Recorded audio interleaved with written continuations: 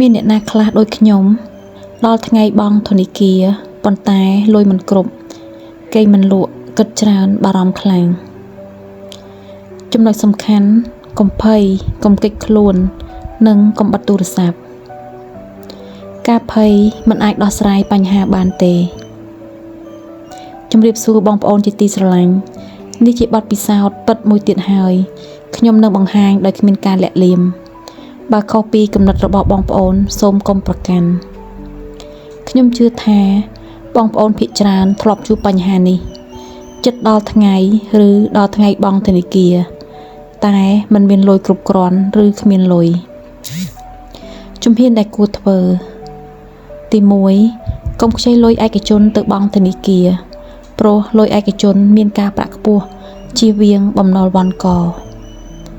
ទី2តាក់ទងទៅសាច់ញាតិឬមិត្តភ័ក្តិសូមខ្ចីពួកគាត់ត្រឹមរយៈពេលខ្លីអាច2ទៅ3ថ្ងៃឬយ៉ាងយូរ1សប្តាហ៍ច្បាស់ណាស់ពួកគាត់បញ្យកការប្រាក់តែយើងត្រូវច្បាស់លាស់ជាមួយនឹងពួកគាត់ខ្ចីពួកគាត់ត្រូវតែសងពួកគាត់វិញឲ្យទាន់ពេលវេលា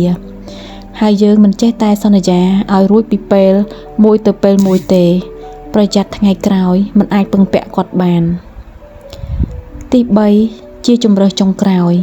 តាក់ទងទៅធនាគារឲ្យបានលឿនដើម្បីពន្យល់ពីស្ថានភាពពិតសុំការយោគយល់ពីខាងធនាគារសួរអំពីការពន្យាពេលឬសំបង់តិចជាងមុនធ្វើយ៉ាងណាកុំឲ្យប៉ះពាល់ក្រេឌីតមានន័យថាកុំឲ្យខូច CBC ការរក្សាក្រេឌីតជាមួយធនាគារគឺជារឿងសំខាន់ណាស់ពីព្រោះធនាគារជាប្រភពទុនដ៏ធំបើបងប្អូនដឹងពីដំណោះស្រាយខាងលើហើយបងប្អូនឈប់ភ័យខ្លាចទៀតទៅតែត្រូវទុកពេលគិតវិធីរកចំណូលបន្ថែមវិញបញ្ហាហិរញ្ញវត្ថុមិនកំណត់តម្លៃជីវិតយើងទេថ្ងៃនេះលំបាកមិនមានន័យថាថ្ងៃស្អែកនឹងអាក្រក់ដដែលនោះទេសូម Subscribe Share បើវីដេអូនេះមានប្រយោជន៍សូមចែករំលែកឲ្យអ្នកដែលកំពុងលំបាកដូចគ្នាសូមអរគុណ